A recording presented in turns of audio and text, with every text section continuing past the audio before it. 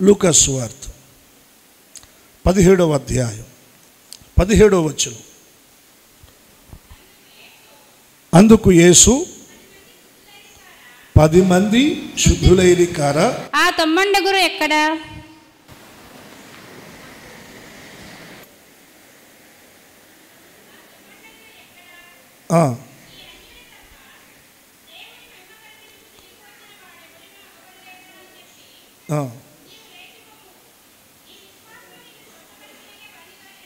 చాలు తల్లి. 17వ వచనం నేను చదువుతాను, నాతో పాటు మీరందరూ ఈ మాట చెప్పండి. అందుకు యేసు 10 మంది శుద్ధులైరి కారా, ఆ 9 ఎక్కడా? చాలు.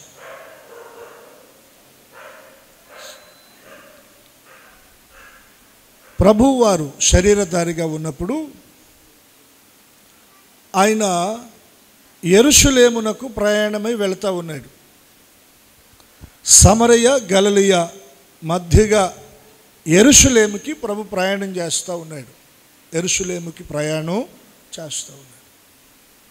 ఈ ప్రయాణ మార్గంలో ఓ 10 మంది కుష్ఠరోగులు ఆయనకి ఎదురుగా వచ్చారు. ఎంతమంది? 10 మంది కుష్ఠరోగులు ఆయనకి ఎదురుగా వచ్చారు. ఎదురుగా వచ్చిన ఈ 10 మంది కుష్ఠరోగులు ఒకే స్వరంతో ప్రభు దగ్గర మొరపెట్టారు. ఏమని మొరపెట్టారంటే, మీరు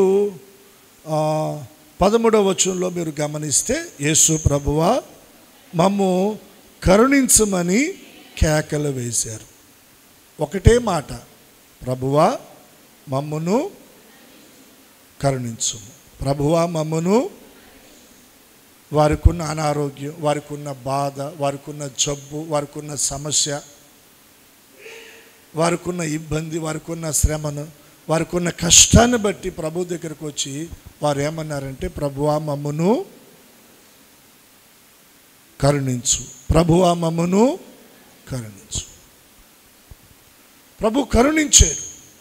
ఏమన్నాడంటే, మీరు వెళ్ళండి, యాజకుని దగ్గరికి మీరు వెళ్ళండి, వెళ్ళి మీ దేహాలను యాజకునికి కనపరచండి అని ప్రభు చెప్పారు.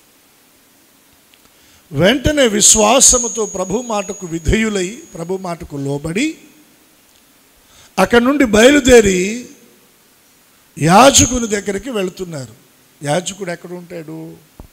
ప్రత్యక్షపు గుడారం, దేవుని సన్నిధిలో యాజకుడు ఉంటాడు. సో ఇప్పుడు అక్కడికి వెళుతూ ఉన్నారు. వెళుతున్న వారి మార్గంలో, వెళుతున్న వారి ప్రయాణంలో అద్భుతం జరిగింది. 10 మంది కూడా శుద్ధులయ్యారు. 10 మంది కూడా స్వస్థత కలిగింది. 10 మంది కూడా బాగుపడ్డారు. 10 మంది శుద్ధులయ్యారు. 10 మంది శుద్ధులయ్యారు. 10 మందిలో ఒకడు ఏం చేశాడు? గొప్ప శబ్దముతో దేవుణ్ణి మహిమపరిచాడు. గొప్ప శబ్దముతో దేవుణ్ణి మహిమపరిచాడు.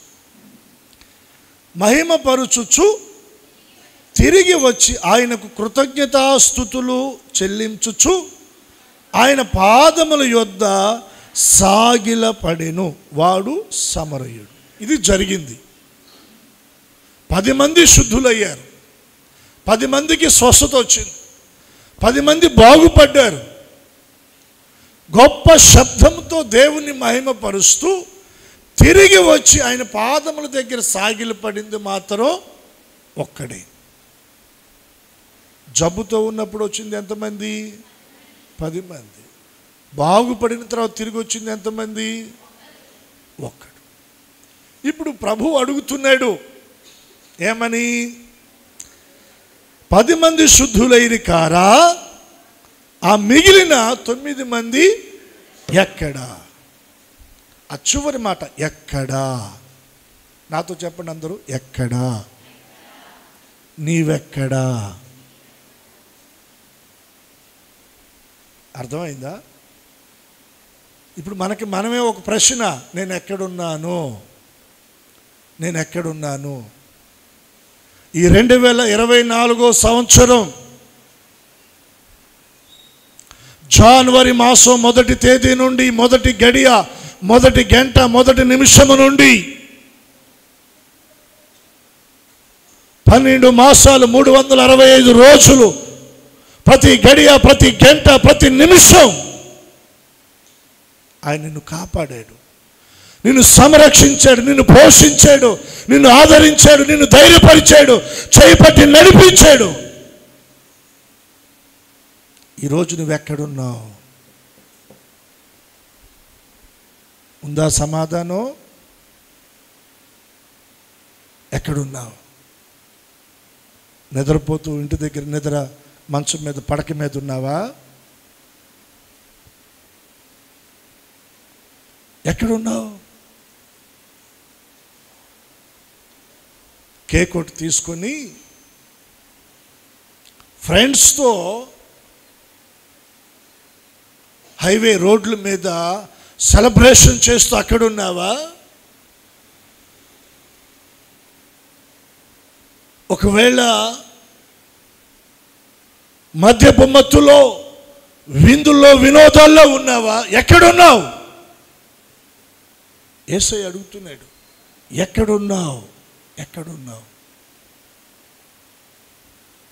దేవుడు నిన్ను ఎన్ని అపాయాల నుండి తప్పించాడు, ఎన్ని ప్రమాదాల నుండి తప్పించాడు, ఎన్ని ఉపద్రవాల నుండి తప్పించాడు, ఎన్ని కీడుల నుండి తప్పించాడు, ఎన్ని అనారోగ్యాల నుండి నిన్ను విడిపించి స్వస్థపరిచాడు. ఆర్థికంగా నలిగిపోతూ చితుకుపోతూ కన్నీళ్ల మధ్యన ఉంటే నీ చేతులు కష్టార్జితాన్ని ఆశీర్వదించి ఆర్థికంగా దేవుడు నిన్ను దీవించి లేవనెత్తాడు కదా. ఎక్కడున్నావు? ఎక్కడున్నావు? వేదనతో అడుగుతున్నట్టు అనిపించటంలో ప్రభు ఆ మాట, నేను 10 మందిని బాగు చేశాను కదా, ఒక్కడే తిరిగి వచ్చాడు, మిగిలిన వారు ఏరి? ఓ సంఘమా, మిగిలిన వారు ఏరి? దేవుడు అడుగుతున్న ప్రశ్నకి సమాధానం ఉందా మన దగ్గర? మిగిలిన 9 మంది ఏరి? మన కుటుంబంలో మిగిలిన వారు ఏరి? అడుగుతాడండి. కయ్యోను అడిగాడు, కయ్యను నీ తమ్ముడైనా, మరి నీ భర్త ఎక్కడా? నీ భార్య ఎక్కడా? నీ బిడ్డలు ఎక్కడా? నీ ఇంటి వారు ఎక్కడా? ఏ సమాధానం చెబుతావు? కయ్యను ఏం చెప్పాడు? నా తమ్ముడికి ఏమన్నా నేను కాపలా పెట్టావు ఏంది? నన్ను కాపలాదారున్నా, కావలి వాడినా నేను? సమాధానం ఎలా ఉందో చూడండి కయ్యూనిది. దేవుడు ఏమడిగాడు? కయ్యను నీ తమ్ముడేడయ్యా? హేబెలేడు నీ తమ్ముడేడి? నీ తోడబుట్టినోడేడి? నీ తోబుట్టు ఏడి? ఎంత రెక్కరసకు సమాధానం చెప్తున్నాడు కయ్యోను. నా తమ్ముడికి నేను. అలాగే చూద్దామా?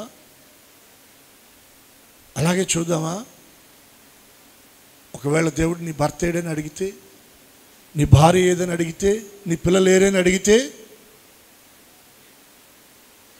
నిద్రకాయలేకపోతున్నారని చెబుతావా? వేరుగా అనుకోమాకండి.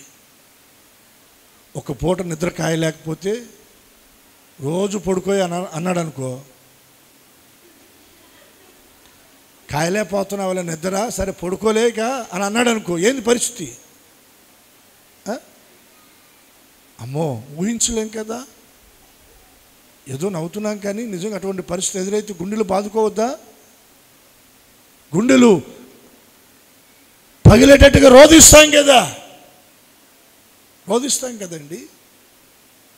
ఆ పరిస్థితులు తెచ్చుకుందామా? చెప్పుకోలేమా? పిల్లలకి దేవుని మందిరంలో ఉండాలయ్యా, ఈ సంవత్సరం అంతా దేవుడు మనల్ని కాపాడాడు కదా, ఎన్ని ప్రమాదాలు తప్పించాడు, ఎన్ని అపాయాలు తప్పించాడు, మన కళ్ళ ముందు ఎంతమంది మరణించారయ్యా, రోగాలతో ఎంతమంది బాధపడ్డారు. దేవుడు ఏ రోగం రాకుండా మనల్ని ఆయన కాపాడాడు కదా. ఈ సంవత్సరపు చివరిలో కృతజ్ఞతతో ప్రభువును స్తుతించడానికి ఆయన పాదాలు మనం సమీపించాలి కదా. చెప్పావా? చెప్పి రాకపోతే దేవుడు చూసుకుంటాడు. చెప్పకుండా బాధ్యత రహితంగా నువ్వు మందిరానికి వస్తే నిన్నే దేవుడు లెక్క అడుగుతాడు. అంతే. మిమ్మల్ని అయినా నన్నైనా ఎవరినైనా వదిలేద్దామా? ఆడుకుంటారా, కేకులు తెచ్చుకుని సెలబ్రేట్ చేసుకుంటారా, తిరగండిరా, రోడ్ల అమ్మడి తిరగండిరా బైకులు వేసుకొని వదిలేద్దామా? చెప్పుకోవద్దు వారికి. మనం బుజ్జగించుకోవాలి, మృదువుగా చెప్పుకోవాలి, బతులాడుకోవాలి, వెంట పెట్టుకోవాలి. మనతో పాటు దేవుని మందిరానికి వారిని తెచ్చుకోవాలి కదా. ఎవరు మనం?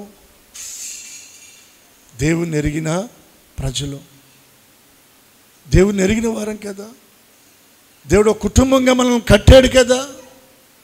వారి పట్ల మనకి బాధ్యత ఉంది కదా. బాధ్యత లేదంటారా? పిల్లల్ని పెంచి పెళ్లి చేయకుండా వదిలేస్తారా? బాధ్యతగా చదివిస్తావా? వారికి కావలసినన్ని సిద్ధపరుస్తావా? వివాహాలు చేస్తావా? అవన్నీ అంత బాధ్యతగా చేసినప్పుడు మరి వారిని దేవునిలో వారి పాదాలు స్థిరపడినట్లుగా దీని విషయంలో ఎందుకు మనం బాధ్యత తీసుకో? అడుగుతాడు దేవుడు. కయ్యోను నీ తమ్ముడు ఎక్కడా అంటే, కయ్యోను అంటున్నాడు నా తమ్ముడికి నేనేమన్నా కావలేవాడినా? అలా అని మనం వదిలేద్దామా? ఒకసారి మీరు ఆలోచన చేయండి. కొంచెం వేదనతోనే నేను మీకు చెప్తున్నాను, బాధతోనే చెప్తున్నాను. మీ మంచి కోరి, మీ క్షేమాన్ని కోరి, మీ శ్రేయోభిలాషగా మీ కొరకు ప్రార్థిస్తున్నాను కాబట్టి నేను చెప్తున్నాను. చెప్పవలసిన భారం బాధ్యత ప్రభు నా మీద పెట్టారు కాబట్టి చెప్తున్నాను. మిగిలిన మీ కుటుంబ సభ్యులు ఏరి అని దేవుడు అడిగితే సమాధానం ఏంటి? నేను చెప్పాను, నువ్వు చెప్పి ఒక ప్రయత్నం చేస్తే వాళ్ళు రాకపోతే లెక్క వారిది, చెప్పకపోతే లెక్కనేది.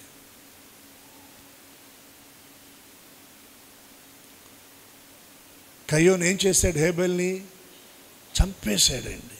ఏం చేశాడు? నేను ఇప్పుడు ఏమంటానంటే, మనం ఎలా చంపేస్తామంటే, వాళ్ళ కోసం మనం ప్రార్థన చేయకపోవటమే వాళ్ళని చంపేయటం. చెప్పండి ఏంటది? అంటే కుటుంబంలో మిగిలిన వారు ఎవరైతే ఉన్నారో వారి కొరకు మనం ప్రార్థన చేయకపోతేనే వారిని మనం ఏం చేసినట్టు? మరణానికి అప్పగించేసినట్టు. అంతే. నువ్వు ప్రార్థన చేస్తేనే వారికి జీవం, నువ్వు ప్రార్థన చేస్తేనే వారికి క్షేమం, నువ్వు ప్రార్థన చేస్తేనే వారికి సమాధానం, నువ్వు ప్రార్థన చేస్తేనే వారికి దేవుని కాపుదల, నువ్వు ప్రార్థన చేస్తేనే వారు దేవుని కృపలో భద్రపరచబడతారు. వారి కోసం నువ్వు ప్రార్థన చేయకపోతే వారిని నువ్వు మరణ దూతకు అప్పగించినట్లే. హేబెలేమో కయ్యోనేమో హేబెలు కొట్టి చంపాడు, మనమేమో ప్రార్థన చేయకుండా వాళ్ళని చంపేస్తున్నాం ఆత్మీయంగా. ఏమి లేదు మనకి, వారి పట్ల బాధ్యత లేదు. బాధ్యత లేని వారంగా మనం ఉంటున్నాం. ఒక దినాన్ని ప్రభు దగ్గర నిలబడితే మనం సంజాయిషి ప్రభుకు చెప్పాలి, లెక్క చెప్పాలా? మనం ఏదో అనుకుంటున్నామేమోనండి. కొంచెం మనం కాస్త భక్తిలో మెలకు కలిగి ఉండాలా.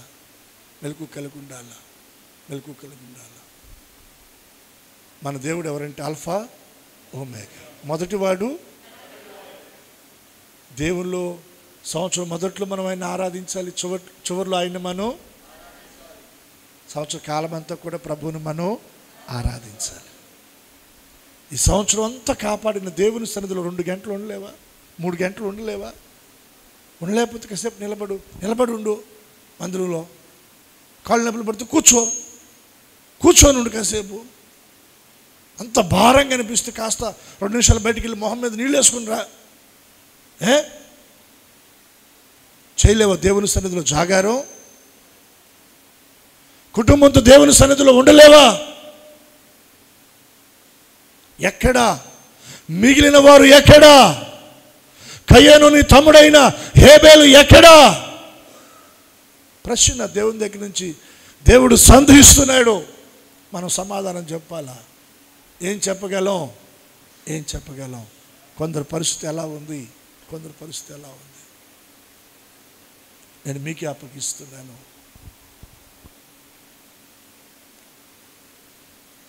చల్లపూట దేవుడు ఆదామును పిలుస్తూ ఉన్నాడు. ఆదామా, నా చేతులతో నేను నిర్మించుకొని నా పోలికగా నా స్వరూపములో నేను చేసుకున్నటువంటి నా కుమారుడా ఆదామా ఎక్కడా అని ఆయన అడుగుతున్నాడు. ఆదికాండం 3వ అధ్యాయం 9వ వచన భాగంలో మీరు గమనిస్తే, దేవుడైన యెహోవా ఆదామును పిలిచి నీవు ఎక్కడ ఉన్నావని ఎవరిని అడుగుతున్నాడు? దేవుడు ఏమడుగుతున్నాడు? ఎక్కడా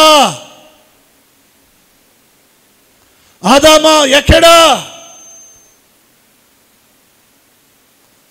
కయ్యను అడిగిన దేవుడు, ఆదామును అడిగిన దేవుడు మనల్ని కూడా ఆయన అడుగుతున్నాడు.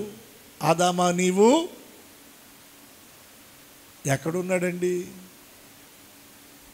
భయపడంట దాక్కున్నాడంట. భయపడి ఎక్కడ దాక్కున్నాడు? చెట్టు చాటున దాక్కున్నాడు. ఈ భయం ఎందుకు వచ్చింది?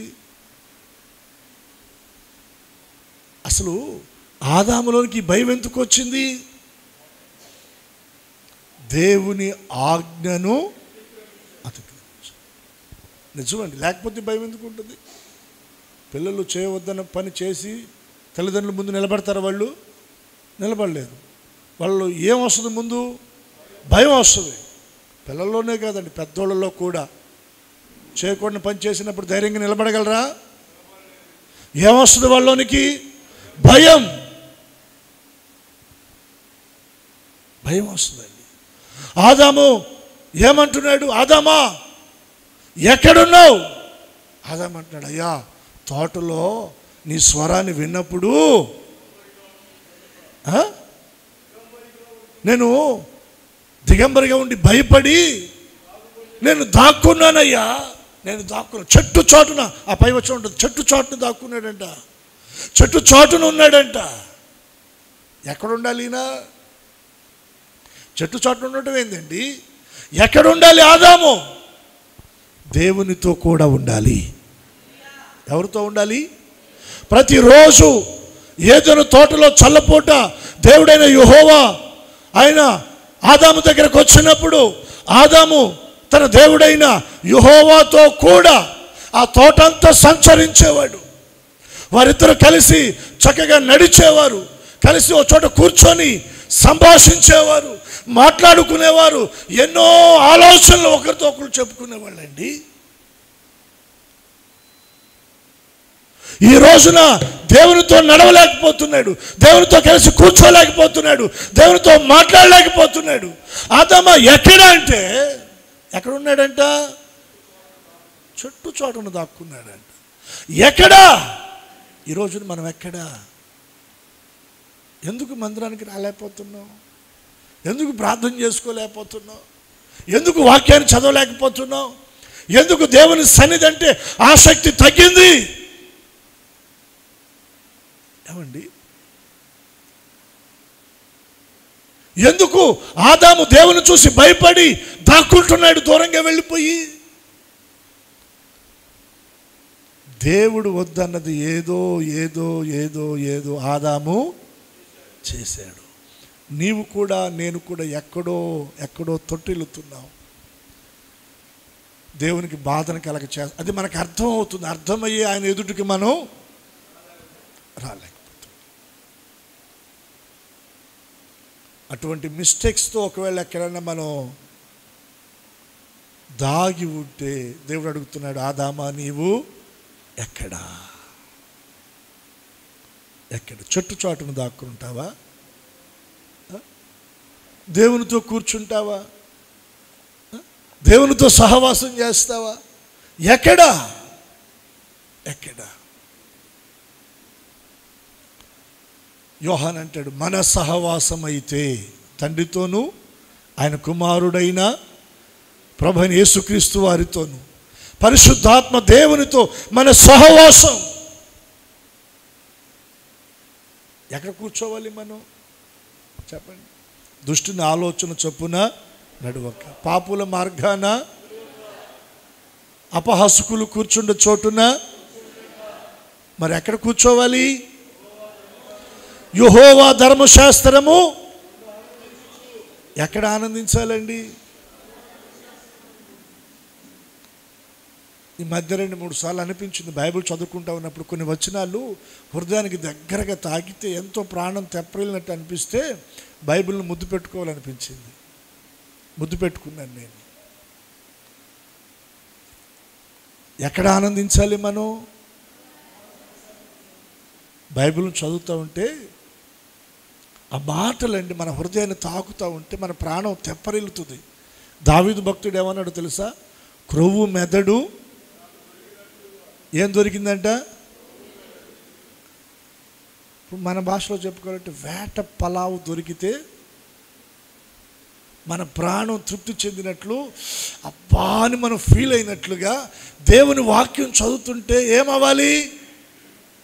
మన ప్రాణము తెప్పరిల్లాలి. మనం సేద తీర్చబడాలి, ఆదరించబడాలి, ఉజ్జీవింపబడాలి, పురుకొల్పబడాలి. క్రొవ్వు మెదడు దొరికినట్లుగా నా ప్రాణము తృప్తి చెందుతుందయ్యా. యెహోవా ధర్మశాస్త్రమునందు ఆనందించుచు, లోక సంబంధమైన విషయాలలో కాదు, లోక సంబంధమైన కార్యక్రమాలలో కాదు. ఎక్కడ ఆనందించాలి? యెహోవా ధర్మశాస్త్రమునందు ఆనందించుచు దివారాత్రులు దానిని ధ్యానించువాడు అటువాడంట నీటి కాలవల యోరన నాటబడిన వాడై ఆకు వాడకుండా తన కాలమందు ఫలమిచ్చు చెట్టు వలె ఉంటాడు. అతడు చేయనుదంతయు యేసు నామములో 2025 సంవత్సరంలో మనం చేయనుదంతా దేవుడు మన చేతిలో సఫలము పరచునుగాక. చెట్టు చాటును దాక్కుంటే కాదు, ఎక్కడ కూర్చుంటే? దేవుని పాదాల దగ్గర కూర్చుంటే. హల్లెలూయా. ఎక్కడ కూర్చుంటే? చలిమంట దగ్గర కాదు. ఎక్కడ? నేను ధైర్యంగా చెప్తున్నానండి, మీకు ఒకవేళ బాధ అనిపించవచ్చు, పాస్టర్ గారు ఇలా కొంచెం గట్టిగా మాట్లాడుతున్నాడని. నా బాధ ఏంటంటే మనం దేవుని సన్నిధిలో గడపవలసిన సమయంలో మనం బయట ఉన్నాం అనుకోండి, నష్టం కలుగుద్ది. అది మీకు అర్థం కావటంలా. అది నా వేదన. అది యుద్ధకాలము. ఏ కాలం అది? రాజులు యుద్ధానికి వెళ్ళే సమయం అది.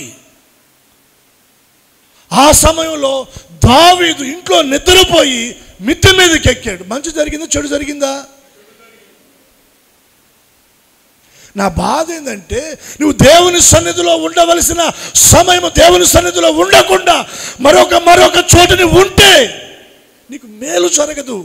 కాగా మేలు జరగకపోగా నీవు లేనిపోని చిక్కుల్లో చిక్కుకుంటావు. అది నా వేదన. దేవుని సేవకునిగా ఆ బాధతో నేను మీతో మాట్లాడుతున్నానండి. మీరు మందిరానికి వస్తే నేను లాభపడతాను, మీరు మందిరానికి రాకపోతే నేను నష్టపడతానని కాదు.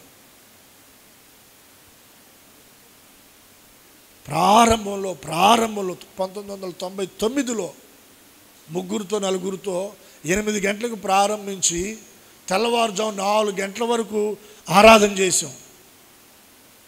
దానికి సాక్షులు ఎవరంటే గండ్రాల్ గారు ఒక ఉంది, అబ్రాం గారు ఒక ఆయన ఉన్నాడు. స్తోత్రం చెప్పండి. మిగిలిన 2-3 సర్దేశారు. నిన్న ఒక చోట వాకింగ్ చెప్పడానికి వెళ్ళాను. వాళ్ళు 10 గంటలకి స్టార్ట్ అన్నారు, 12:30 1 గంట క్లోజ్ అన్నారు. నన్ను అడిగారు మీది ఎప్పుడు అయ్యారని. 8 గంటలకని. ఆయన ఆశ్చర్యపోయాడు. వామ్మో 8 గంటలకి? 8, 9, 10, 11, 12, 1 ఏం చేస్తారు అయ్యారు అని అన్నాడు. ఇన్ని గంటలు ఏం చేస్తారు అని అన్నాడు. ఏం చేస్తాం? ప్రార్థన చేసుకుంటాం. ఏం చేస్తాం? మనం ఏం చేస్తున్నాం ఇప్పుడు? ప్రార్థనేనా? ప్రార్థనకి మనం చేసుకుంటుంది. చక్కగా పాటలు పాడుకున్నాం, ప్రార్థన చేసాం, పిల్లలు వాక్యాలు చదివారు. ఎలా ఉంది దేవుని సన్నిధి? ఇసుగ్గా ఉందా? లేదు కదా. నా బాధ ఏంటంటే ఈ సమయం మనం దేవుని సన్నిధిలో ఉండవలసిన సమయం ఇది. రాజులు యుద్ధానికి వెళ్ళవలసినటువంటి కాలం అది. యోవాబు, సేనాధిపతులు, శతాధిపతులు, సైనికులు అందరూ యుద్ధానికి వెళ్ళారు. రాజు ఎక్కడ ఉండాలి? సైన్యానికి ముందు. అవునా కదా? మరి దావీదు యుద్ధానికి వెళ్ళాడా? ఏం చేశాడు? ఇంట్లో పడుకున్నాడు. పగలంతా పడుకునే వాళ్ళు ఎప్పుడు పడుకుంటారండి? చెప్పాలా? నిద్రపోయే వాళ్ళు ఎప్పుడు నిద్రపోతారు? ఈయన ఎప్పుడు పడుకున్నాడు? పగల పడుకున్నాడు. సంధ్య వేళ, సాయంత్రపు వేళ నిద్ర లేచి ఎక్కడికి వెళ్ళాడినా? మిద్దె మీదకి వెళ్ళాడు. మిద్దె మీదకి వెళ్తే ఏం జరిగింది? చూడకూడని ఒక దృశ్యాన్ని, నేత్రాశను జయించలేకపోయాడు, పాపంలో పడ్డాడు. ఈ బాధలన్నీ ఎందుకు వచ్చినాయి? యుద్ధానికి వెళితే ఈ బాధలు ఉండవుగా. కొన్ని శోధనలు, కొన్ని శ్రమలు, కొన్ని ఇబ్బందులు మనం కొని తెచ్చుకోవడం అంటే ఇదే. మీకు అర్థం కావాలా? దేవుని సన్నిధిలో ఉండవలసిన సమయంలో మనం ఉండకుండా మన ఇష్టానుసారంగా తిరిగితే ఖచ్చితంగా మీరు చిక్కుల్లో పట్టబడతారు. చిక్కుల్లో పట్టబడతారండి. అర్థమైతే ఒకసారి గట్టిగా స్తోత్రం చెప్పండి. నేనైనా మీరైనా ఎవరైనా ఆదివారం ప్రభువును ఆరాధించే సమయం, శనివారం ప్రభు పాదాల దగ్గర విజ్ఞాపన చేసుకునే సమయం, డిసెంబర్ 31 రాత్రి కృతజ్ఞతతో దేవుని పాదాలను చేరే సమయం ఇది. 4 గంటలు లేదా 3 గంటలు దేవుని పాదాల దగ్గర కూర్చున్న ఓపిక లేదా నీకేడా? ఆరోగ్యం లేదా నీకేడా? నిద్ర కాయలేకపోతున్నావా? రోజంతా పని చేసుకోవడానికి ఓపిక ఉందా? ఆరోగ్యం ఉందా? ఏదైనా ప్రయాణం చేయవలసి వస్తే నిద్ర కాయడానికి అప్పుడు అవకాశం ఉందా? దేవుని సన్నిధిలో కూర్చోడానికి ఓపిక లేదా? నిద్ర కాయలేవా? ఆరోగ్యం సహకరించడం లేదా? అరే ఒకసారి మీరు ఆలోచన చేయండి. దావీదు యుద్ధ సమయంలో, యుద్ధానికి వెళ్ళవలసిన సమయంలో యుద్ధానికి వెళ్ళలా, పడుకున్నాడు, పాపంలో పడ్డాడు. దానికి వచ్చిన పర్యవేక్షణం ఏంటో తెలుసా? భయంకరమైన శిక్షను అనుభవించాడు దావీదు. క్షమించబడి కనికరాన్ని పొందుకున్నప్పటికీ కూడా దాని పర్యవేక్షణం అమ్మో చాలా భయంకరం అండి. చెప్పలేము అసలు. అది దేవుడు ఏమన్నాడు తెలుసా? క్షమించాడు కానీ ఏమన్నాడు తెలుసా? దావీదా, నువ్వు రహస్యంగా చేసావు పాపాన్ని, కానీ నీ ఇంటి వారు ఎలా చేస్తారో తెలుసా? పాపం బహిరంగంగా చేస్తారని అన్నాడు. ఎలా చేస్తారంట? నువ్వు రహస్యంగా చేసావు, కానీ నీ ఇంటి వారి విషయంలో అది బహిరంగంగా జరుగుద్ది. అంతకంటే గుండె పగిలే విషయం ఇంకొకటి ఉంటుందా? ఏమండి? దావీదు పిల్లల్లో ఆ శాపం ఏలుబడి చేసింది. దావీదు ఉపపత్తుల్లో ఆ శాపం ఏలుబడి చేసింది. మీరు ఆలోచన చేస్తే గుండె పగిలిపోద్దండి. దావీదు నువ్వు రహస్యంగా చేశావు, కానీ నీ ఇంటి వారి విషయంలో అది బహిరంగంగా జరుగుద్ది. అటువంటి కార్యం ఏం చేస్తాడు? ఏం చేయలేని పరిస్థితి. మనం అనుకుంటాం ఒక్కోసారి ఏముందిలే అని. ఆ తర్వాత వచ్చే ఆ పర్యవేక్షణాలు భయంకరంగా ఉంటాయండి. దేవుని సేవకునికి చేతులు జోడించి చెప్తున్నాను, దేవుని సన్నిధిలో ఉండవలసిన సమయం ఖచ్చితంగా మీరు దేవుని సన్నిధిలో ఉండండి. ఈ రోజున నడవచ్చు, ఈరోజు జరగచ్చు, ఏముందిలే అనుకోవచ్చు, కానీ దేవుడు కన్నెర చేస్తే, నీ మీద నుండి ఆయన దృష్టి పక్కకు తొలగిస్తే మన బ్రతుకులు ఏమైపోతాయో వేదంతో చెప్తున్నానండి. దేవుని సన్నిధిలో ఉండవలసిన సమయం ఖచ్చితంగా దేవుని సన్నిధిలో ఉండాల్సిందే, అంతే. మూలుగుతో పడిపో, పర్వాలా, దేవుడు చూస్తాడు. 18 సంవత్సరాలు నడుము వంగిపోయిన స్త్రీ విశ్రాంతి దినం ఎక్కడుందండి? ఆమె ఆ వంక పెట్టుకుని ఇంటి దగ్గర ఉండొచ్చుగా. నడుము వంగిపోయింది, 18 సంవత్సరాల నుంచి ఆ బాధ పడుతూ ఉంది. కానీ ఆదివారం దేవుని మందిరానికి మానుకోలే. అటువంటి వారి మీదకే దేవుని కనికరం వస్తుంది. ఓ విశ్రాంతి దినం ప్రభు ఆమెను చూచామన్నాడు, అమ్మా నీ బలహీనత నుండి నీవు విడుదల పొంది ఉన్నావన్నాడు. అద్భుతం. క్షణాల్లో నడుము వంగిపోయిన ఆమె చక్కగా నిలబడింది. చప్పట్లు కొట్టి దేవుని నామాన్ని కనపరుద్దాం.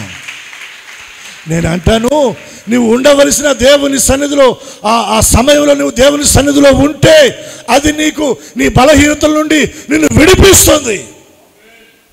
ఆ సమయం దేవుని మందిరంలో ఉండకుండా ఎక్కడెక్కడో ఉంటే నువ్వు చిక్కుల్లో పడతావు. ఆ చిక్కులు నీకు ఒక్కడికే కాదు, నీ కుటుంబానికి పట్టుకుంటాయి. ఇది అర్థం చేసుకోవాలి మీరు. బాధో, రోపో, మూలుగో, బలహీనతో ఏదో నా దేవుని పాదాల దగ్గర పడిపోతానయ్యా, ఆయన సన్నిధిలో ఉంటానయ్యా, ఆయన మందిలో పడిపోతానయ్యా. భక్తుడు ఏమన్నాడు? నీ మందిర ద్వారం దగ్గర ఉండటం నాకు, ఆ గుమ్మం దగ్గర పడిపోతానయ్యా, అంతకంటే ఇంక నాకేం కావాలన్నాడు. అంతకంటే ఇంక మించిందేమి ఎందుకు? అక్కడ పడితే మన బాధలకు నివారణ ఉంది, మన బలహీనతలకు విడుదల ఉంది, మన కన్నిటికి దుఃఖ నివారణ ఉంది, మన వేదనకు ఉపశమనం ఉంది. అక్కడ నువ్వు ఏడో ఉంటే ఏడుంటుందండి. ఆదామా నువ్వు ఎక్కడా? ఆదామా నీవు ఎక్కడా? ఎక్కడా? ప్రశ్నకు సమాధానం మన దగ్గర చెప్పగలమా? చెప్పగలమా? దేవుని సన్నిధిలో ఉండవలసిన నీవు ఎక్కడున్నావు? పేతురు అబద్ధం చెప్పడానికి ఏడ కూర్చున్నప్పుడు చెప్పాడండి. దేవునితో కూర్చున్నప్పుడు వచ్చినాయి అబద్ధాలు. దేవునితో కూర్చున్నప్పుడు అబద్ధాలు రాలేదండి. దేవుని విడిచిపెట్టి ఏడో కూర్చుంటే అబద్ధాలు వచ్చినాయి. దేవునికి ఒకసారి 2 చేతులు ఎత్తి స్తోత్రం చెప్పండి, బిగ్గరగా చెప్పండి, ఇంక కొంచెం గట్టిగా. ప్రభు అడుగుతున్నాడు, 10 మంది శుద్ధులయ్యారు కదా, 9 మంది ఏరి, 9 మంది ఎక్కడా? 9 మంది ఎక్కడా? ఆ 9 మందిలో నీవు ఉన్నావా? తిరిగి వచ్చి కృతజ్ఞతతో ఆయన పాదముల దగ్గర సాగిలపడిన వాడి వరుసలో నీవు ఉన్నావా? దేవునికి ఒకసారి 2 చేతులు ఎత్తి స్తోత్రం చెప్పండి. 38 సంవత్సరాల నుండి బెతెస్దా అనబడిన కోనేటి దగ్గర ఒక రోగి పడున్నాడు. ఎన్ని సంవత్సరాలు చెప్పాలి? ఎన్ని సంవత్సరాలు? 38 సంవత్సరాలు. నెలకు ఒక్కసారా, వారానికి ఒకసారా, నెలలో 2 సార్లు, ఎప్పుడో మొత్తానికి దేవదూత వచ్చి ఆ కోనేట్లో దిగి ఆ నీళ్లను కదిలించేది. కదిలించిన వెంటనే అక్కడున్న ఎవరో ఒకళ్ళు దాంట్లో రోగులు దిగగానే వాళ్ళు స్వస్థపడేవాళ్ళు. అట్లా ఎంతోమంది బాగుపడి వెళ్ళారు. ఈ రోగి అక్కడ ఎంతకాలం నుంచి ఉన్నాడు? 38 సంవత్సరాల నుండి ఉన్నాడు. సరే, మనోడు దిగలేకపోయాడు, మనోడి దగ్గర ఓపిక లేదు, పక్షవాతం కదా, దిగలేకపోయాడు. మరి భార్య లేదా? పిల్లలు లేరా? తోబుట్టులు లేరా? బంధువులు లేరా? స్నేహితులు లేరా? ఆ అంచు నిలబెట్టి నీళ్ళు కదిలినప్పుడు ఒక్క తోపు దొత్తి పడి బాగుపడి వాడే లేచి వచ్చేవాడిగా బయటికి. అర్థమైందా నేను చెప్పిన మాట? నిజంగా భార్య కోరుకుంటే, అమ్మ భార్యలు మంచివాళ్ళు, ఒక మాట అంటున్నాను, ఆయన బాగు కోరుకొని ఉంటే ఆ అంచు దాకా తీసుకెళ్ళి పెట్టి నీళ్ళు కదిలింగానే ఒక్క తోపు దొత్తే కోపంతోనో తాపంతోనో నీళ్ళ పడంగానే ఏమయ్యేవాడు? స్వస్థపడి వచ్చేవాడు. కానీ ఆయన బాగుపడడానికి భార్య కూడా అక్కడికి రాలి. సరే, భార్య సంగతి తీసి పక్కన పెట్టి పిల్లలు లేరు అంటారా? పిల్లలు ఉంటే మరి వాళ్ళన్నా చేయొచ్చుగా, వాళ్ళు చేయలే. మరి తోబుట్టువులు వాళ్ళన్నా చేశారా? వాళ్ళు చేయలే. మరి బంధువులు, స్నేహితులు వీళ్ళంతా ఎవరైనా పూజ తీసుకుని బాధ్యత తీసుకుని, అరే ఎంతకాలం పడి ఉంటావురా, ఇక్కడ ఎన్ని సంవత్సరాలు ఉంటావురా ఈ స్థితిలో, ఇదిగో రా నేను నెడుతున్నాను, ఈ అంచు నుండు నీళ్లు కదలగానే అలా ఒరిగిపో, నీ జీవితం బాగా అయిపోద్ది అని అంచు దాకా తీసుకెళ్ళినోడన్నా ఉన్నాడా అంటే ఎవడు కూడా ఉంటే బాగుపడేవాడిగా లేదనే చెప్పుకోవాలి. అటువంటి దుర్భరమైన స్థితిలో పడి ఉన్నాడు ఆ వ్యక్తి. ఆ వ్యక్తి దగ్గరికి యేసయ్య సాక్షాత్తు నడుచుకుంటూ ఆ వ్యక్తి దగ్గరకు వచ్చాడు. చప్పట్లు కొట్టి దేవుని నామానికి కనపరుద్దాం. మనం పడి ఉన్న స్థితిని చూచి భార్య జాలిపడలా, బిడ్డలు జాలిపడలా, తోబుట్టువులు, తల్లిదండ్రులు అయిన వారు, ఆత్మీయులు, బంధువులు, స్నేహితులు వీరెవ్వరు జాలిపడలా. జాలిపడినవాడు యేసు ఒక్కడే. మనం పడిపోయిన స్థితిలో ఉండగా, చెడిపోయిన స్థితిలో ఉండగా మనల్ని చూచి జాలిపడి మనకు దగ్గరగా వచ్చినవాడు నజరేయుడైన యేసుక్రీస్తు ప్రభువారు. వచ్చి ఏమని అడిగాడు? నీవు స్వస్థపడగోరు. నేను అనుకుంటున్నాను, అయ్యా 38 సంవత్సరాల నుంచి ఈ మాట ఎవడి నోట నేను చప్పట్లు కొట్టండి. ఈ మాట కొరకు ఎదురు చూస్తున్నానయ్యా, దాని కొరకు ఇక్కడ పడున్నా. దేవదూత వస్తుంది, నీళ్లు కదిలిస్తుంది, వెళ్ళిపోతుంది. నేను దిగుదామనుకునే లోపు ఎవరో ఒకరు వెళ్ళి దిగేస్తున్నారు. నాకు సహాయానికి, నేను బాగుపడాలని నా మేలు మంచి కోరినవాడు ఒక్కడు నాకు సహాయం చేయలా. ఈరోజు నువ్వు చల్లటి మాట పలికావయ్యా. బాగుపడని సంగతి తర్వాత, కానీ మంచి మాట నన్ను గూర్చి నీవు పలికావు. నువ్వు చల్లగా ఉండే అంటుంటారు కదా కొంతమంది, మంచి మాటలు చెప్పినప్పుడు. అలా అనుకున్నాడేమో, మనోడేదో కారణాలు చెప్పాడు. సరే, ఇవన్నీ పక్కన పెట్టు, నువ్వు స్వస్థపడగోరుచున్నావు అని ప్రభు అడిగి ఏమన్నాడు? నీ పరిపెత్తుకొని నువ్వు లేచి అన్నాడా? ఏం జరిగింది? వాడు వెంటనే తన పరిపెత్తుకొని లేచాడు. 38 సంవత్సరాలు పడి ఉన్న స్థితి నుండి తిరిగి లేచాడు. ఆ జబ్బు నుండి స్వస్థ పొందుకున్నాడు. చచ్చుబడిపోయిన కాళ్ళు, చేతులు, నరాలు, ఎముకల్లోనికి దేవుని జీవం ప్రవహించింది. దేవుని శక్తి అతని దేహంలోనికి వచ్చింది. లేచాడు, నిలబడ్డాడు. ఆశ్చర్యపడుతున్నాడు. నేనేనా? చూసుకుంటే ఆయన కాలే, చూసుకుంటే ఆయన చెయ్యే, ఆయన దేహమే, ఆయన జీవితమే, ఆయనకే ఆశ్చర్యం. ఒకే ఒక్క మాట, యేసయ్య మాట. 38 సంవత్సరాలు పడి ఉన్న స్థితి నుండి లేవనెత్తింది. నిన్ను లేవనెత్తడం ఆయనకి పెద్ద విషయమేమి, నిన్ను బాగు చేయడం ఆయనకి పెద్ద విషయమేమి కాదండి. నీ పరిస్థితులను మార్చడం, నీ కుటుంబాన్ని కట్టడం, నీ భర్తను, నీ బిడ్డలను చక్కబెట్టడం ఆయనకి పెద్ద విషయమేం కాదు. దేవునికి స్తోత్రం చెప్పండి. ఒక్క మాట ఆయన సెలవిస్తే అద్భుతం జరిగిపోతుంది. ఆయన నీ జీవితంలో ఒక్క మాట విడుదల చేయునుగాక, విడుదల చేయునుగాక, వాగ్దానాన్ని విడుదల చేయునుగాక.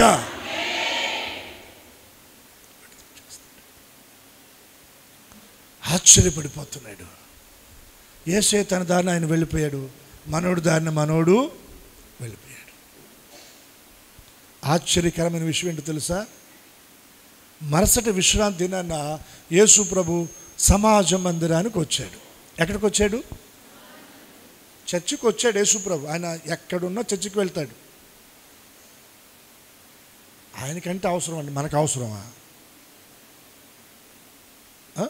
యేసు ప్రభు అంటే ఆయనకి చర్చి అవసరం, మనకు అవసరమా? ఆదివారం రెగ్యులర్గా వెళ్ళాలని ఎక్కడన్నా ఉందా బైబిల్లో? ఇది అడుచుతారు ఏంది? అసలు ఎప్పుడు మేము ఎగ్గొట్టలేదు అయ్యా చర్చి. సంవత్సరంలో బాగున్న ప్రతి ఆదివారం మందిరానికి వచ్చామని అంత భక్తులుగా చూస్తున్నారు. ఎన్ని ఆదివారాలు ఎగ్గొట్టారు మీరు? అవును, మనకు అవసరం, ఆయనకంటే అవసరం. సరే, యేసు ప్రభు సమాజ మందిరానికి వచ్చాడు. అందరినీ పార చూస్తున్నాడు సమాజ మందిరం. ఆయనకు అలవాటు, మందిరంలో అందరినీ పార చూస్తాడు. ఆ భారం సేవకుల్లో కూడా ఉంటుందండి. ఎవడెట్టపోతే మాకెందుకు, వస్తే మాకెందుకు, రాకపోతే మాకెందుకు అన్న ఆ ఆలోచన ఉంటే సేవకుడు కాదు. ఈ 25 సంవత్సరాల సేవ అనుభవంలో ప్రతి ఆదివారం ఇక్కడ నిలబడితే మందిరం అంతా పార చూసుకుంటాను. ఎవరు వచ్చారా, రాలేదా, పాటలు పాడుతున్నప్పుడు చూస్తుంటాం, ప్రార్థన చేసేటప్పుడు చూస్తుంటాం, సాక్ష్యాలు ఆ మనిషి రాలేదు, ఆ ఫ్యామిలీ రాలేదు, వాళ్ళు రాలేదు, ఎందుకు రాలేదు, ఏమైంది, ఏ సమస్య వచ్చింది, ఏ బాధ వచ్చింది, ఎందుకు రాలేదు, లోన వేదన. ఎప్పుడైనా అన్నదమ్ములు పడ్డారట్టగా? తల్లిదండ్రులు పడతారా? ఎందుకు రాలేదన్న వేదన. అయ్యో, దేవుని మందిరానికి దూరం అయిపోతున్నారు, దేవుని సన్నిధికి ఇంకా రాలేదన్న బాధ. ఒక్కోసారి అనిపించింది, ఎందుకు ఇంత అవసరమా, వదిలేతిపోద్ది అనిపించింది. కానీ లోన ఆ మంట ఏదో ఉంటుందో చూడండి, పరిశుద్ధాత్మ దేవుడు సేవ పట్ల పెట్టిన మంట, ఆ దేవుడు మరలా రగిలిస్తూ ఉంటుంది. లేదు, వారి కోసం మనం ప్రార్థన చేయాలి. ఎందుకు రాలేదు, ఏ సమస్య, ఏ బాధ, ఏ కష్టం, ఎక్కడ తొలగిపోయారు, ఎక్కడ తొట్టిల్లిపోయారు, ఇదే వేదన. చూసుకుంటూ ఉంటాం, పార చూసుకుంటూ ఉంటాం. అయ్యో రాలేదా, ఎందుకు రాలేదు. యేసు ప్రభు కూడా అలాగే పార చూస్తూ ఉన్నాడు. నేను అనుకుంటున్నాను, ఈ వారంలో నేను చాలా మందిని బాగు చేశాను, బాగు చేసిన వాళ్ళందరూ మందిరానికి వచ్చారా, రాలేదా అని చూసుకుంటున్నాడేమో ఆయన. అర్థమైందా? ఇప్పుడు యేసు ప్రభు ప్రతిరోజు, రోజులో ప్రతి గంట, ప్రతి గడి అద్భుతాలే ఆయన జీవితంలో. అవునా కాదా? ఆయన అరణ్యంలో ఉంటే అద్భుతం, గ్రామాల్లోకి వస్తే అద్భుతం, ఇళ్లలోకి వెళితే అద్భుతం, ఎక్కడికి వెళ్ళిన అద్భుతమేగా. ఇప్పుడు నేను అనుకుంటున్నాను, ఆ వారంలో యేసయ్య చేసిన అద్భుతాలలో మేలు పొందిన వారందరూ, స్వస్థ పొందిన వారందరూ, విడుదల పొందిన వారందరూ మందిరానికి వచ్చారా అని ఒకవేళ ఆయన పార చూస్తున్నాడేమో. అలా పార చూస్తుంటే వారంలో ఎంతమంది బాగుపడ్డారో తెలియదు. కానీ ఈ 38 సంవత్సరాలు కోనేటి దగ్గర పడి ఉండి ఆయన మాట ద్వారా బాగుపడి స్వస్థపడి తిరిగి లేచిన వాడు ఎక్కడ కనపడ్డాడు? ఆ దేవాలయంలో కనపడ్డాడు అంట. చప్పట్లు కొట్టండి. హలో, నువ్వు ఎక్కడా? ఆ వ్యక్తి ఇచ్చే సాక్ష్యం ఏంటో తెలుసా? నేను దేవాలయములో. హలో, మీరెక్కడా చెప్పగలరా? ఆదివారం నేను దేవాలయములో, దేవుని మందిరములో, దేవుని సన్నిధులు, ఆయన పాదాల దగ్గర. ఫోన్ వస్తూ చెప్పావు ఎప్పుడైనా నేను చర్చిలో ఉన్నానని? పరుగున పోతావు బయటికి, ఏందో దేశం అంతా నువ్వే ఉద్ధరిస్తున్నట్టుగా. ఏముండదాడా, కొత్త కబుర్లే, ఏముండదు. మళ్ళీ పెద్ద కలెక్టర్ గారి దగ్గర నుంచి ఫోన్ వచ్చినట్టు, ఎమ్మెల్యే గారి దగ్గర నుంచి ఫోన్ వచ్చినట్టు హా హా హా హా అని తిరుగుతూ ఉంటారు. నిజంగా కలెక్టర్ దగ్గర నుంచి వస్తే వీళ్ళు అసలు ఆగుతారా? అమ్మో, ఊరంతా అడావుడు చేస్తారు. దేవుడికంటే గొప్ప ఎవరైనా ఉన్నారా? ఇక సైలెంట్లో పెట్టుకుని దేవుని సన్నిధిలో కూర్చుంటే పాదాల దగ్గర ఏమవుతుంది చెప్పండి? ఎంత దీవించబడతాం మనం. 38 సంవత్సరాలు ఉన్న నీ స్థితిని మార్చాడు కదా ఆయన. నువ్వు ఎక్కడా? అతడు ధైర్యంగా చెప్తున్నాడు, నేను దేవాలయంలో. హల్లెలూయా. ప్రభు అన్నాడు ఆ వ్యక్తిని దగ్గరికి పిలిచి, ఇదిగో స్వస్థపడ్డావు, నేను నిన్ను బాగు చేశాను, నీకు మంచి జరిగింది, నేను నీకు మాట చెప్తాను, వింటావా? అయ్యా, వినపోవటమైంది, భలే పనే, మీరు ఏది చెప్తే అది నేను చేస్తా, చెప్పండి అయ్యా. ఆదివారం మందిరంలో మంచి మాటలు చదువుతారా, మీకు చెడ్డ మాటలు చదువుతారా? అత్త కోడలు మంచిగా ఉండనని చదువుతారా? అమ్మాయి, నీ అత్త ఏమనంటే అసలు ఊరుకో, మాకు నువ్వేమన్నా తక్కువ తీసుకొచ్చావా కట్నం అని అలా ఉసి కలుపుతారా చర్చిలో? చెప్పాలా? అమ్మ, ఓ మాట అన్న సర్దుకొని కాపురం ఇయ్యక చెప్పేది పాస్టర్ గారు వాళ్ళు. అవునా కదా? అబ్బాయి ఎక్కడికి పడతాడు పోమాకండి, ఏ పడితే తినమాకండి, తాగమాకండి, జాగ్రత్త చేసుకోండి, రోజు పనికి వెళ్ళండి, ప్రార్థన చేసుకోండి, వాక్యం చదువుకోండి. ఇయ్యక చెప్పేది మంచి మాటలేక చెడ్డ మాటలు చదువుతామా? మరి కొంతమందికి ఏందో అర్థమై సాగదు, అది ఎక్కువ. సరే యేసుప్రభు అన్నాడు, మాట చదువుతాను వింటావా అంటే, అయ్యా చెప్పండి అయ్యా అన్నాడు. ఏం చెప్పాడు? మరి ఎక్కువ కీడు నీకు కలగకుండునట్లు ఇకను పాత జీవితం ఏదో అయిపోయింది, తీసే, ఇక పాపం. ఇప్పుడు నేను మీకు చెప్పే మాట ఏంటో తెలుసా? 2024 సంవత్సరంలో 12 మాసాల్లో అయిందేదో అయిపోయింది. తిట్టావో, నోరు బారేసుకున్నావో, కోపడ్డావో, ఆవేశంతో ఊగిపోయావో, ఏం చేసావో నాకు తెలీదు, దేవుడికి తెలుసు. నేను ఏమంటానంటే అయిపోయింది, ఏదో అయిపోయింది, ఇక దాన్ని వదిలేయి. ఇక ఈ సంవత్సరంలో ఉన్న ఆ కీడు భుజానేసుకొని నెత్తినేసుకొని మన కొత్త సంవత్సరంలోనికి వెళ్ళొద్దు. దాన్ని వదిలిపెట్టి విడిచిపెట్టి ఎలా వెళదాం? నీతితో వెళదాం, పరిశుద్ధతతో వెళదాం, యథార్థతతో వెళదాం, భక్తితో వెళదాం, ప్రార్థనతో వెళదాం, దేవునితో వెళదాం. గట్టిగా చప్పట్లు కొట్టి దేవుని నామానికి కనపరుద్దాం. మరి ఎక్కువ కీడు నీకు కలగకుండునట్లు ఇక నువ్వు పాపము చేయకు. ఈ సంవత్సరం అయింది, ఏదో అయిపోయింది. ఏదో నోరు జారావు, చూపు అపవిత్రం చేసుకున్నావు, వినికిడి అపవిత్రం చేసుకున్నావు, తొందరపడ్డావు, అయిపోయింది. ఇక అది పాతిపెట్టే ఈ సంవత్సరంలో. మరి ఎక్కువ కీడు తెచ్చుకోకుండా ఇక పాపము మంచిగా బ్రతుకని మంచి మాటలు చెప్పాడు యేసయ్య. సరేనయ్యా అన్నాడు, వెళ్ళాడు, మంచిగా బ్రతికాడు, తన భార్య బిడ్డలు సంతోషించారు, సమాజంలో ఒక మంచి పేరును తెచ్చుకున్నాడు. దానికి ఒకసారి రెండు చేతులెత్తి స్తోత్రం చెప్పండి. దేవాలయంలో ఉన్న వ్యక్తి జీవితం పాడైందా, బాగుపడిందా? మరి నువ్వెక్కడున్నావు? ఆ 10 మందిని బాగు చేసినట్టు దేవుడు నిన్ను బాగు చేయలేదా? 38 సంవత్సరాలు కోనేటి దగ్గర పడి ఉన్న వ్యక్తిని బాగు చేసినట్లు దేవుడు నిన్ను బాగు చేయలేదా? మరి నువ్వెక్కడున్నావు? నువ్వెక్కడున్నావు? ప్రశ్న దేవుడు అడుగుతున్నాడు. ఎక్కడున్నావు? ఎక్కడా అని క్వశ్చన్ చేస్తున్నాడు ఆయన. ఏం చూద్దాం? కయ్యంలాగా సమాధానం చూద్దామా? ఆదాంలాగా సమాధానం చూద్దామా? ఈ వ్యక్తిలాగా నేను దేవాలయంలో ఉన్నానని చూద్దామా? స్తోత్రం చెప్పండి. ఎక్కడున్నాడంట? దేవాలయంలో ఉన్నాడంట. మనం కూడా ఇప్పుడు ఎక్కడున్నాను చెప్పండి? ఇంకోసారి చెప్పండి. ఇంకొక మాట చెబుతాను, అది చెప్పండి. ఎక్కడున్నారని నేను అడిగితే మీరు చెప్పాలి, నేను దేవునితో ఉన్నాను అని. అర్థమైందా? మీరు ఎక్కడున్నారు? మీరు ఎక్కడున్నారు? మీరు ఎక్కడున్నారు? దేవునితో ఉంటే మంచి జరుగుద్దా, చెడు జరుగుద్దా? దేవునితో ఉంటే మంచి జరుగుద్దా, చెడు జరుగుద్దా?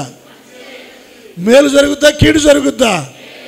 లాభం వస్తుందా, నష్టం వస్తుందా?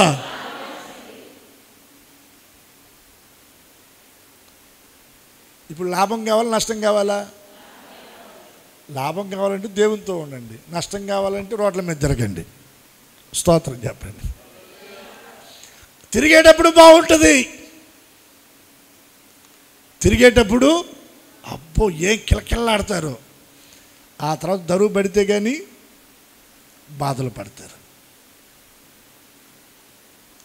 దేవునితో ఉన్న వారి జీవితాలు ఎన్నడూ పాడైపోవు. వారి కుటుంబాలు పచ్చగా చిగురుస్తాయి. వారు చిగురాకు వలె వృద్ధి చెందుతారు. వారు ఫలిస్తారు. వారి ఫలాలు నిలిచి ఉంటాయి. వారిని బట్టి దేవునికి మహిమ కలుగుతుంది, సమాజానికి మేలు కలుగుతుంది. వారి కుటుంబాలు, వారి బిడ్డలు, వారు దినమెల్లా దయాళురై అప్పిస్తారు, వృద్ధిలోకి వస్తారండి. ఎక్కడా? నువ్వెక్కడా? సేనా దయ్యాలు పట్టింది ఒకడికి. గెరారు గెరాసేనుల ప్రాంతంలో దెయ్యం పట్టినవాడు ఉన్నాడు. యేసుప్రభు ఆ ఊరికి వెళ్ళాడు కదా, వెళ్ళాడు. వాడికి ఎదురుగా ప్రభు వెళతా ఉంటుంటే ప్రభుకి ఎదురుగా వాడు వచ్చాడు. వచ్చి ప్రభువుని ఎదుర్కోలేక ముందుగా చెప్తున్నాడు, సర్వోన్నతుని దేవుని కుమారుడా నాతో నీకేమి, నన్ను బాధపరచు మాకయ్యా అంటే ప్రభు అన్నాడు, వాళ్ళలో ఉన్న దెయ్యాన్ని గద్దించాడు. అప్పుడు ఆ దెయ్యం ఎటు వెళ్ళాలో అర్థం కాక దెయ్యానికి, ఇదిగో ఆ దగ్గరలో పందుల మందు ఉంది, అందులోకి వెళతాం, సెలవీయమని. సరే పోండి అన్నాడు. వెళ్ళేటప్పుడు ప్రభు అన్నాడు, నీ పేరేంటి అని అడిగాడు. ఏమడిగాడు? నీ పేరు. అయ్యా పేరు చెప్పడానికి ఒకళ్ళు ఇద్దరమా, ఎంతమంది ఉన్నారు అనుకున్నారు ఇంట్లో ఈ మనిషిలో? చెప్పడానికి కుదరదు, ఇప్పుడు టైం కూడా సరిపోదయ్యా అని ఓవరాల్గా కామన్గా ఓవరాల్గా మొత్తం అందరిని కలిపి పేరు చెప్పేసింది. ఏం పేరు? సేన. అంటే మేము అనేకులము.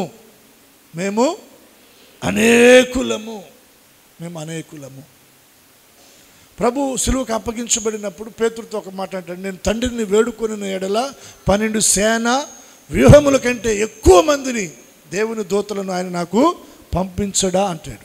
ఎంతమంది అంట? 12 సేన వ్యూహములు. 12 సేన వ్యూహములు అన్నక్కడ అక్కడ ఫుట్ నోట్లో రాస్తాడు, ఒక్క సేన వ్యూహం అంటే 6,000 మంది. ఎంతమంది? 6,000 మంది అని రాస్తాడు. అంటే ఇప్పుడు ఈ దెయ్యం ఏమని చెప్పింది? సేన అంటే మేము అనేకులం. సేన వ్యూహం అంటే 6,000 మంది. అంటే ఇంచుమించుగా 6,000 దెయ్యాలు ఉన్నాయేమో వాళ్ళు. వామ్మో! ఒక్క దెయ్యం 2 దెయ్యాలు పడితేనే 3 దెయ్యాలు పడితేనే ఆ ఇంటోళ్ళని 3 చెరువుల నీళ్ళు. ఒక్కొక్కళ్ళు దెయ్యం పట్టిన వాళ్ళు తింటారండి, గుండిగులు తింటారంట. చూసారు ఎప్పుడైనా? తింటారంటండి. వామ్మో! మరి ఒక దెయ్యం పట్టినోడే గుండిగులు తింటే 6,000 దెయ్యాలు పట్టినోడు వాళ్ళు ఆడ వండి పెట్టారు. వామ్మో! దేవుడికి స్తోత్రం చెప్పండి. అది కనపడదు నాగేశ్వరరావు, పొట్ట పట్టిద్ది, ఆడ పట్టిద్ది అని అంటావా? కనపడదండి. ఇప్పుడు దెయ్యం పట్టిన కొడతారా? ఆ దెబ్బలు ఎవరు తగులుతాయి? విడిగా ఉన్నప్పుడు కొడితే ఆ దెయ్యం విడిగా ఉన్నప్పుడు కొడితే ఆ మనిషి ఏమంటాడు? వామ్మో! నొప్పికి తట్టుకోలేడు. దెయ్యం పట్టిన కొట్టండి, వాడికి ఏమి అనిపించదు. దెయ్యం వెళ్ళిపోయినాక ఆ నొప్పులు ఎవరికి ఉంటాయి? అవునా కదా? ఎన్ని చూస్తున్నాయేగా, ఎన్ని దెయ్యాలు పోలా మన చర్చిలో చూస్తున్నాయేగా. మరి 6,000 దెయ్యాలు పట్టి ఇంచుమించుగా ఆ మనిషి ఎట్ట బతికాడు నాయన. అందుకు ప్రత్యేకంగా మనోడికి వందనాలు చెప్పాలా. దెయ్యాలు పెట్టుకున్నాడు. ప్రభు గద్దిస్తే ఆ దెయ్యాలన్నీ ఎక్కడికి పోయినాయి? పందుల్లోకి పోయినాయి. పందుల్లోకి పోతే ఆ పందులు వడిగా ప్రవాహంగా ప్రవహిస్తున్న నీటి వరవడిలోనికి వెళ్ళి ఆ పందులన్నీ దాంట్లో పడి ఏమైపోయినాయి? చచ్చిపోయినాయి అండి. ఈ బ్రతుకు ఈడు కాబట్టి బతికాడు కానీ మేము ఆడ బతుకుతాం అని పందులు చచ్చిపోయినాయి. ఇప్పుడు మనోడికి విడుదల వచ్చింది, స్వస్థ చిత్తుడయ్యాడు. ఈ విషయం గ్రామ ప్రజలందరికీ తెలిసింది. ఎవరికి తెలిసింది? అసలు ఏం జరిగిందా అని చూద్దామని వచ్చారంటే వాళ్ళందరూ. ఏం జరిగిందని చూద్దామని వస్తే స్వస్థ చిత్తుడైన వాడు, బాగుపడినవాడు ఎక్కడ కూర్చున్నాడు? యేసు పాదముల యొద్ద కూర్చున్నాడు. గట్టిగా చప్పట్లు కూడదా? దయ్యాల నుండి విడుదల పొందినవాడు, స్వస్థపడినవాడు, బాగుపడినవాడు ఇప్పుడు వచ్చి యేసు పాదాల దగ్గర కూర్చున్నాడంట. ఎంత సంతోషం అండి. ఈరోజు మరి మనం ఎక్కడ కూర్చున్నాం? ఎక్కడా అన్న ప్రశ్నకు ఈ వ్యక్తిని అడిగితే, సేనా దయ్యాలు పట్టిన వాడిని అడిగితే ఆయన దగ్గర నుంచి వచ్చే సమాధానం ఏంటి? అయ్యా నేను యేసు పాదాల దగ్గర కూర్చున్నా. యేసు పాదాల దగ్గర మనకి దొరకందంటూ ఏది కూడా లేదు. నీకు కావలసినవన్నీ ఎక్కడున్నాయో తెలుసా? యేసయ్య పాదాల దగ్గర ఉన్నాయి. చెప్దామా హల్లెలూయా? చెప్దామా హల్లెలూయా? యేసు ప్రభు శరీరధారిగా ఉన్నప్పుడు లాజరు చనిపోయాడా? సమాధిలో కూడా పెట్టబడ్డాడు. యేసు ప్రభు ఎప్పుడు వచ్చాడు? 4వ రోజు వచ్చాడు. సమాధి దగ్గరికి వెళ్ళాడు. సమాధిలో ఉన్న లాజర్ని చెప్పాల, లాజరు బయటికి రమ్మంటే వచ్చాడు. బ్రతికాడు. బ్రతికిన తర్వాత ఒక రోజున బేతనియాలో మరియమ్మ గారి ఇంటి యేసు ప్రభు భోజనానికి వెళ్ళాడు. చాలామంది ఆయనతో కూడా ఉన్నారు. మృతుల్లో నుండి లేచిన లాజరు కూడా ఆయనతో భోజనముకు కూర్చున్న వారిలో ఒకడు.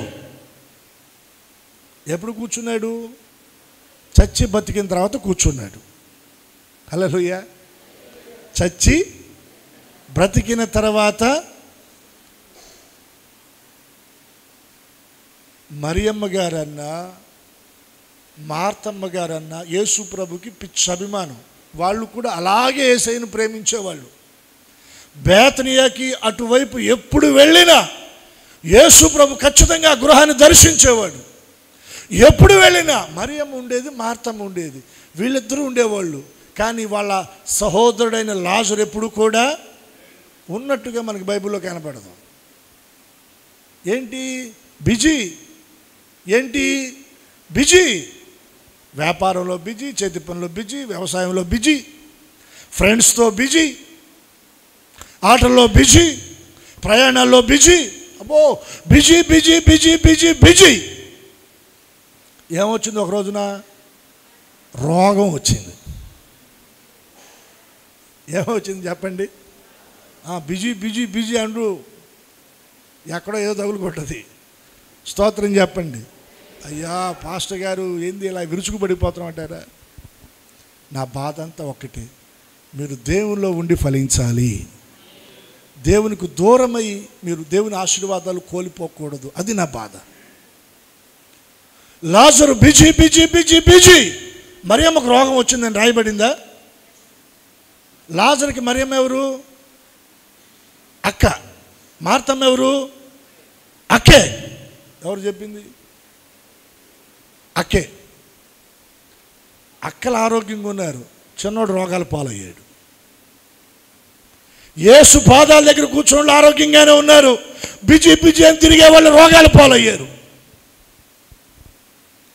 ఇప్పుడు మరియమ్మ మొరపెట్టింది, అయ్యా కథ ప్రార్థన బాగుపడతాడంటే, చాలాసార్లు వచ్చాను, ఎప్పుడైనా వచ్చాడా?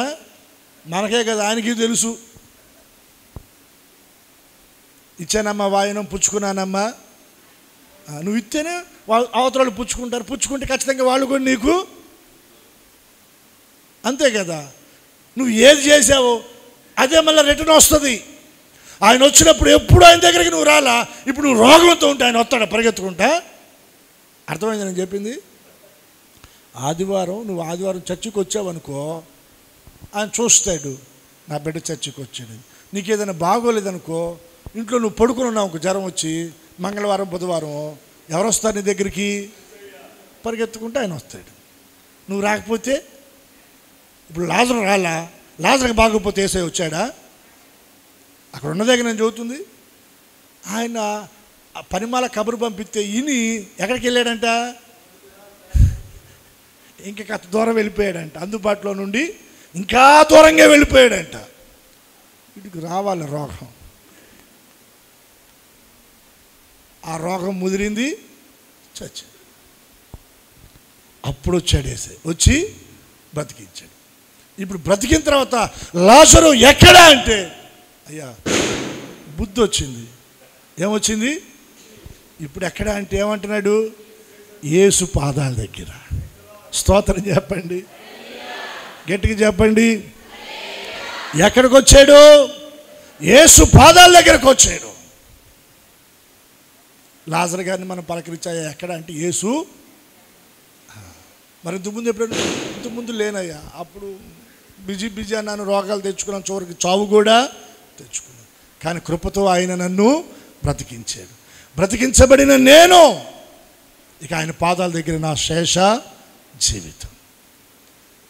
ప్రభు అడిగిన ప్రశ్నకి సమాధానం, మనం ఎక్కడ ఉండాలి చెప్పండి? మనం లోకంలో కాదు, ఎక్కడ ఉండాలి? దేవునిలో. అట్టి కృప దేవుడు మనకందరికీ అనుగ్రహించునుగాక. చిన్న ప్రార్థన, మోకరించగలిగిన వారు మోకరించండి. ఒక 2 నిమిషాలు ప్రార్థన చేసుకుందాం. జస్ట్ 2 నిమిషాలు. చేతులు ఆకాశము తట్టెత్తండి.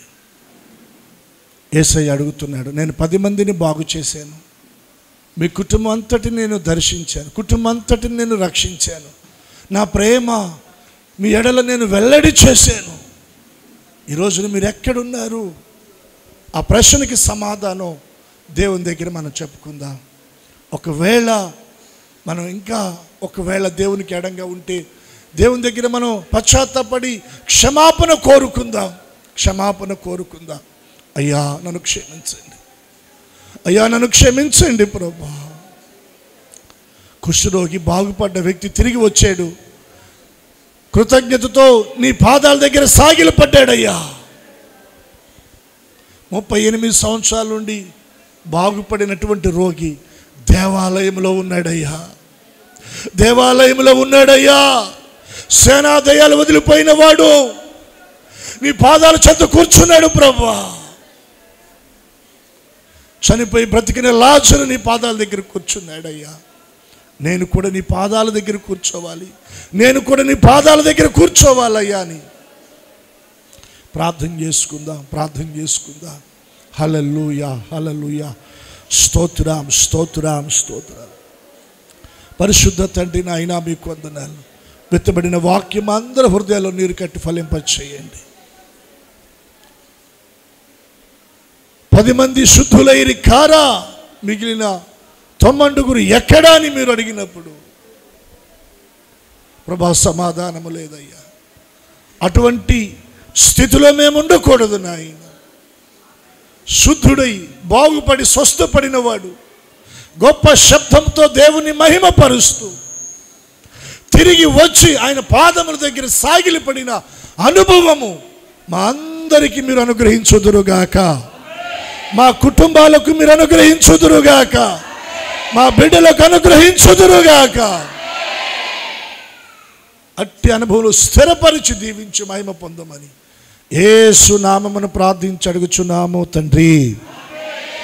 చెప్దాం ఆమేన్.